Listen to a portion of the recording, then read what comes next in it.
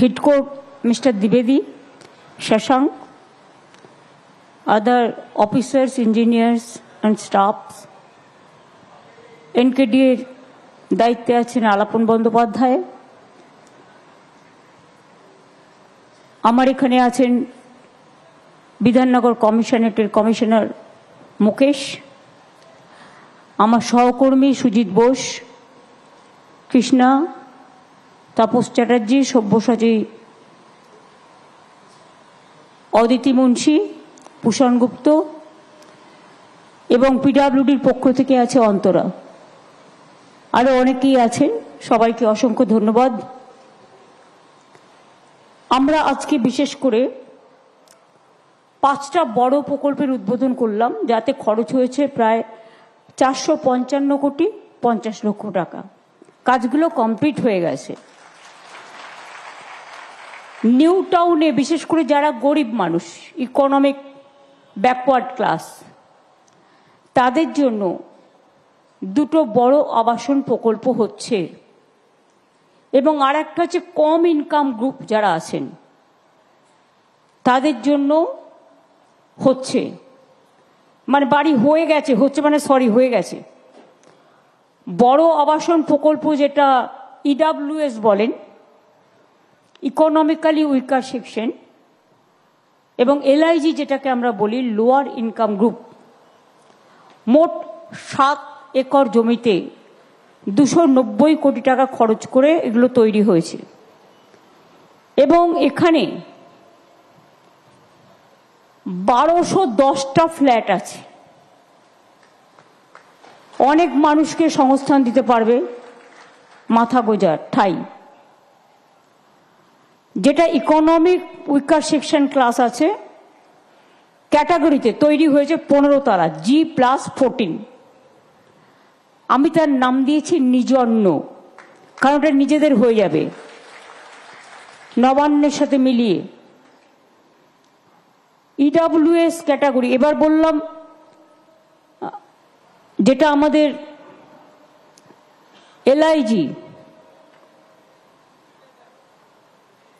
LIG flat যেটা আছে 16 তলা, G+15, তার নাম রেখেছি সুজন্য। আর এখানেও 720টা ফ্ল্যাট আছে।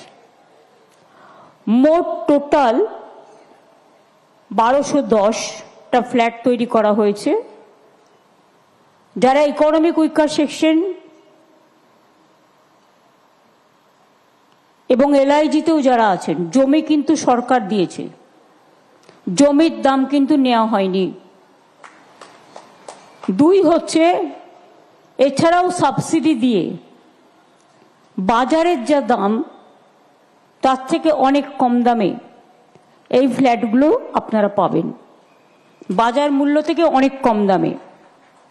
লটারি করে স্বচ্ছতার মধ্যে দিয়ে বিলি হবে। এই আবাসন করবার জন্য 7 একর জমি বিনামূল্যে, রাজারহাটে 7 একর জমির দাম অনেক বেশি, বিনামূল্যে রাজ্য সরকার দিয়েছে। আমরা চাই প্রত্যেক মানুষের একটা নিজস্ব ছাদ থাকুক, মানে নিজস্ব অঙ্গন, নিজস্ব আশ্রয় থাকুক। এবং আমরা চেষ্টা করেছি এই বছরের মধ্যে 45 লক্ষ বাড়ি আমরা করেছি, বাংলার বাড়ি, গ্রামীণ আবাস যোজনায়। আমরা ইন্ডিয়াতে নাম্বার 1 ছিলাম 5 বছর পর পর 100 দিনের কাজে, গ্রামীণ আবাস যোজনায় এবং গ্রামীণ রাস্তা কর্মসূচিতে। কিন্তু গত 4-5 বছর ধরে আমাদের টাকা বন্ধ করে দিয়েছে কেন্দ্র, 1 পয়সাও দেয় না। তা সত্ত্বেও আমরা কিন্তু নিজেদের টাকায়, এবং সে টাকাতেও আমাদের শেয়ার ছিল অনেকটাই, একতরফা কিছু হয় না এখানে।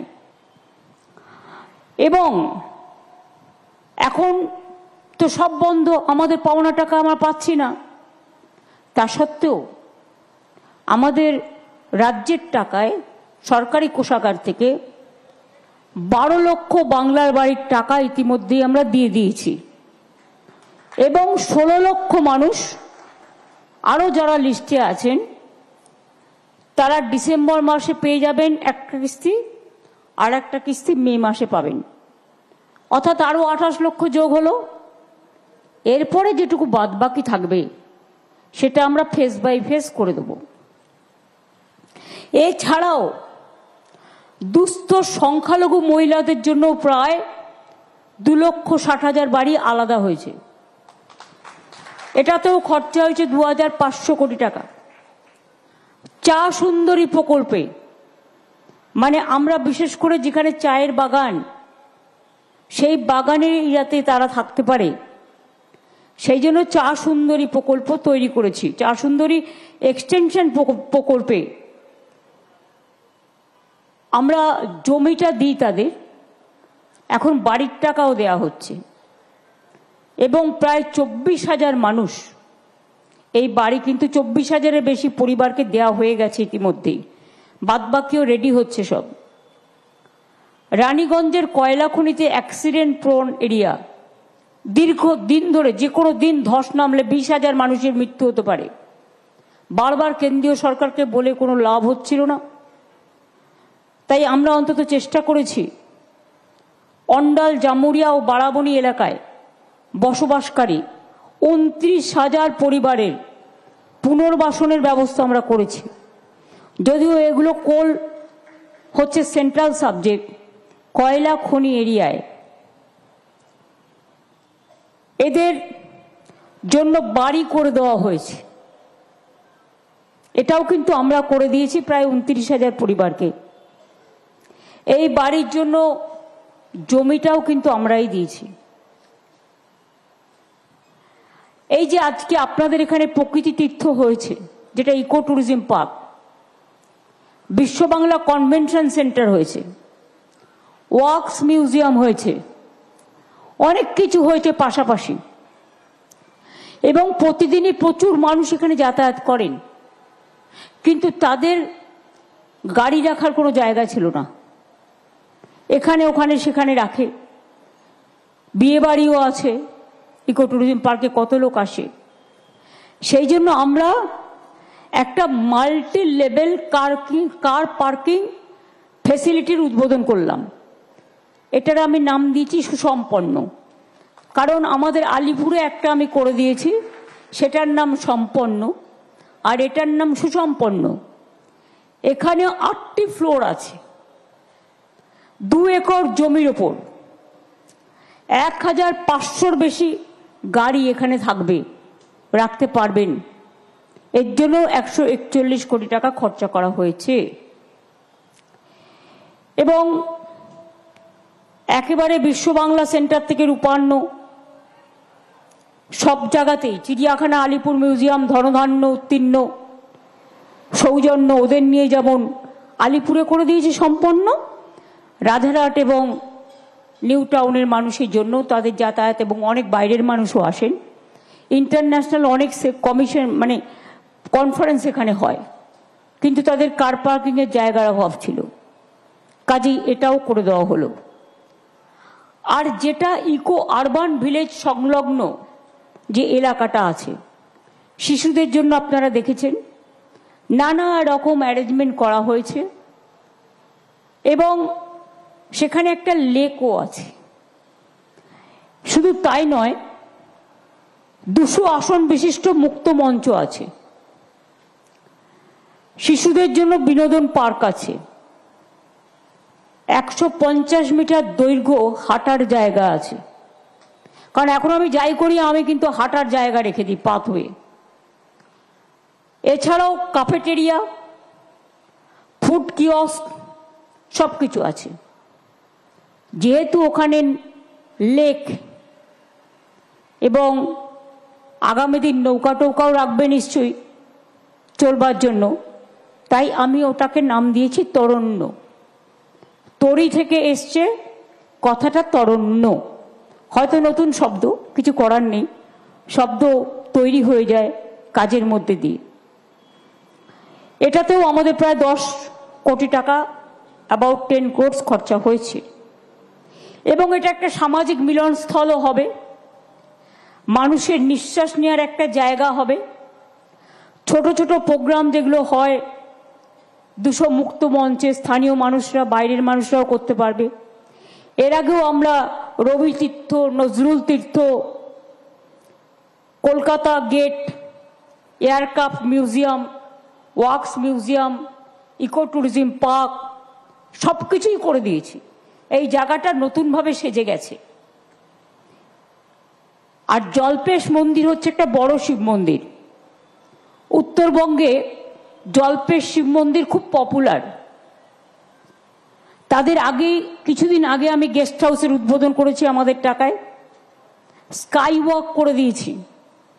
দক্ষিণেশ্বরে আপনারা জানেন স্কাই ওয়াক করে দিয়েছি। কালীঘাট মন্দিরে স্কাই ওয়াক করে দিয়েছি। জগন্নাথ ধাম করে দিয়েছি। পাথর চাপড়ি ডেভেলপমেন্ট করে দিয়েছি। ফুরফুরা শরীফ ডেভেলপমেন্ট করে দিয়েছি। চন্দননগরেও অনেক ডেভেলপমেন্ট হয়েছে। তেমনি জলপাইগুড়ি শিব মন্দির, জল্পেশ শিব মন্দির খুব বিখ্যাত। ওখানে জর্দা নদীর ওপর ময়নাগুড়ি থেকে জল্পেশ মন্দির যাবার পথে এক নবনির্মিত সেতু হলো, যেটা জল্পেশ মেলা প্রাঙ্গণ থেকে জল্পেশ মন্দিরের শিব চতুর্দশীর দ্বার পর্যন্ত পৌঁছানো যাবে। যেহেতু শ্রাবণী মেলা আসছে, ভোলে বাবা পার লাগাও, তাই এই সময় সেতুটা চালু করে দিলাম যাতে মানুষ সুযোগটা পায়। আমি অন্তরা এখানে আছে পিডব্লিউডির, ওরা কাজটা করেছে একটা, আর একটা জেলা পরিষদের। আমি বলবো বড় গাড়ি কিন্তু ওই ছোট ব্রিজে দিও না। ছোট গাড়ি যাক যেটা সম্ভব। তোমরা যেটা করেছো আশা করি ব্রিজের মেনটেনেন্স বা কস্ট চেকিং করে নিয়েছো, ক্যাপাসিটি, মানুষ পায়ে হেঁটে যাক, কোনো অসুবিধে নেই। ছোট ব্রিজটা, বিশেষ করে নদীর ওপরে যে ব্রিজটা, এটা জেলা পরিষদ করেছে, কিন্তু ক্রস চেক করে নাও। ওখানে কিন্তু গাড়ি ঢুকবে না, ওটা কিন্তু পায়ে হাঁটা ব্রিজ, মাথায় রেখো একদম, যেটা শিব মন্দির পর্যন্ত গেছে। এটা আমি তোমায় দায়িত্ব দিলাম, তুমি জলপাইগুড়ি ডিএমএসপির সাথে কথা বলে এটা দেখে নিও।